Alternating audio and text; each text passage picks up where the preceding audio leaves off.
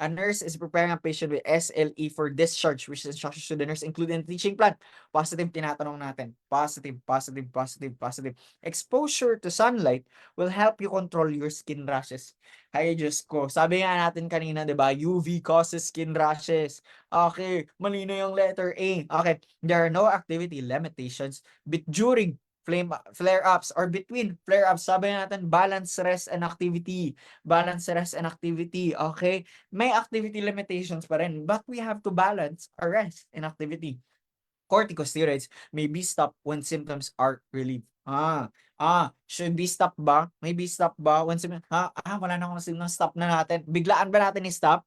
Biglaan ba natin i-stop? Biglaan, taper. Okay, taper. So, X. Monitor your body temperature. Yes. Yes ba yan? Yes ba? We have to monitor body temperature ba? Kasi immunosuppressed yung patient natin.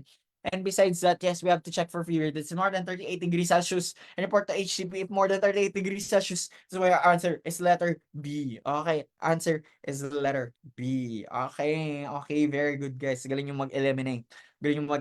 Super galing mag-eliminate. Last,